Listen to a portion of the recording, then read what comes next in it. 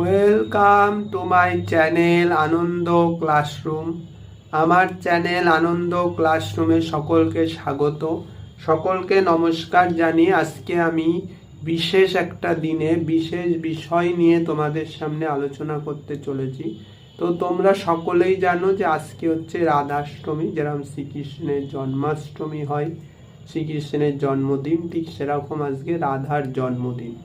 তো দেখো, বিভিন্ন জায়গায় রাধার জন্ম দিবস পালিত হয়, কিন্তু আমাদের আনন্দ মার্গ মতে রাধা কিন্তু কোনো বিশেষ ব্যক্তি নয়। রাধা হলো ভক্তি, হ্যাঁ, বা বিশেষ আকর্ষণ। ভক্তি যার সঙ্গে, ভক্তির সঙ্গে রিলেটেড কি ভক্ত, অর্থাৎ ভক্তির মাধ্যমে যার ভক্তি আছে সেই কিন্তু ভক্ত।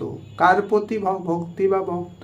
কৃষ্ণের প্রতি। কৃষ্ণ মানে কি? পরম পুরুষ বা ভগবান। অর্থাৎ ভগবান বা পরম পুরুষের সঙ্গে ভক্তের যে মিলন, সেটাকেই কিন্তু একরকমভাবে আমরা একসাথে বলি রাধা কৃষ্ণ। হ্যাঁ, তো এইটাই হচ্ছে বিষয়। অর্থাৎ রাধা হচ্ছে একটা আকর্ষণ, যার প্রার্থনা বা যার জপ করার দ্বারা আমরা কৃষ্ণের কাছে বা ভগবানের কাছে পৌঁছে যেতে পারি বা পরমাত্মার সঙ্গে মিলিয়ে যেতে পারি। তো এটাই হচ্ছে আসল বিষয়।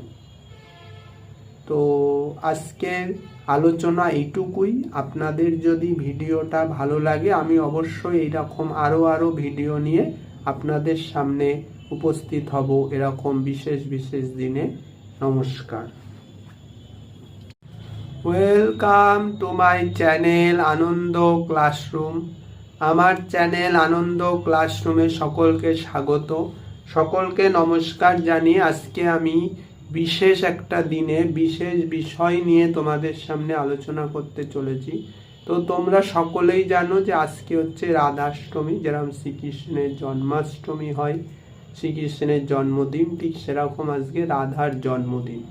তো দেখো, বিভিন্ন জায়গায় রাধার জন্ম দিবস পালিত হয়, কিন্তু আমাদের আনন্দ মার্গ মতে রাধা কিন্তু কোনো বিশেষ ব্যক্তি নয়।